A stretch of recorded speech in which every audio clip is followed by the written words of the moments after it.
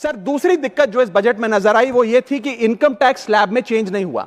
Sir हर साल देश का आम आदमी जब वित्त मंत्री जी की बजट की स्पीच सुनता है तो वो इसलिए नहीं सुनता कि पीएलआई की क्या इन्वेस्टमेंट होगी, कौन सा कॉरिडोर बन रहा है। देश का आम आदमी सैलरीड क्लास इसलिए बजट की स्पीच सुनता है कि उसके अंदर स्लैब में कोई रिवीजन होगा, क्या हमारी स्टैंडर्ड डिडक्शन की जो हमें डिडक्शन मिलती है वो बढ़ेगी। लेकिन इस बार बजट में देश का आम आदमी और खास तौर पर देश का मिडिल क्लास डिसअपॉइंट हुआ।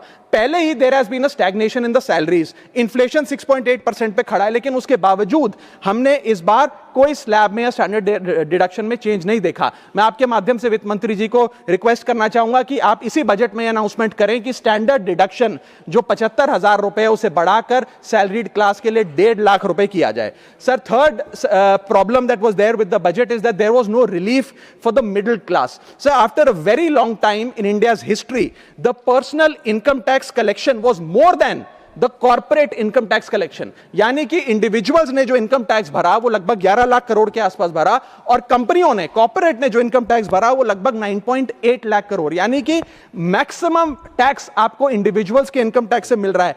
आप मिडिल क्लास वो टैक्स भर रहा है। आज वो दौर आ गया है कि हम मिडिल क्लास को अपलिफ्ट करें, मिडिल क्लास को पैम्पर करें, नहीं तो मिडिल क्लास एक सैंडविच की तरह रिच क्लास और पुअर क्लास में दबता चला जा रहा है। सर राइजिंग कॉस्ट प्रेशर्स के चलते पिछले वित्तीय वर्ष में मिडिल क्लास ने देखा कि उसके एजुकेशन के खर्चे में 8% की बढ़ोतरी हुई, हेल्थ केयर 9% से महंगा हुआ, रेंट 7% से, फूड 6% से, ट्रांसपोर्ट 5% से।